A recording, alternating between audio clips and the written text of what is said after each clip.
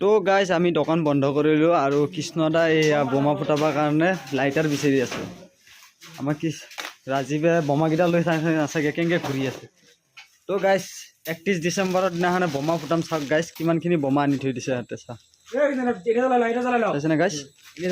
আৰু এটা লাইটাৰ বিচাৰি পোৱা নাই। বোমা ফুটাব এয়া গেছতে কেণ্ডেল জ্বলাইছে।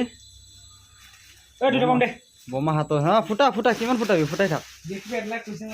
চাওক গাইছ এটা বোমা ফুটাব এতিয়া দেই।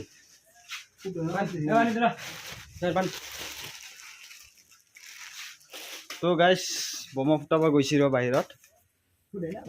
বোমা ফুটাই আছে।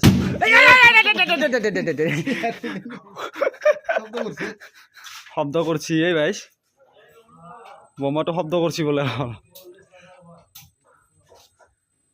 চাওক গাইছ তাৰমানে এইটো বছৰ বিদায় দিব আৰু এহেঁতে ভালদৰে বিদায় দিব গাইছ। এই আৰু এটাই লৈ আহিছে আচ্ছা ফুটছি এই আৱাজ উঠছি অলপমান। বোমাটো ফুটাই আছে দেই। চা বোমাৰ আৱাজে নাই ফুচ ফাচকে উঠি আছে। এইটো কাম নহ'ব এইটো বম সেইটো গাইছ। বোমাই চাই কেংকে বহি আছে বোমাটোৱে বুজিছেনে গাইছ। তো গাইছ এইটো পেটলা।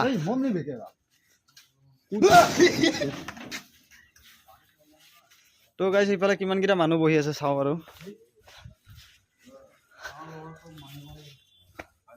তো গাইছ ৰাতি হৈছে তো আন্ধাৰ এইফালে দেখা নাপায়। চাওক গাইছ এটা জুই ফুৱাই আছে।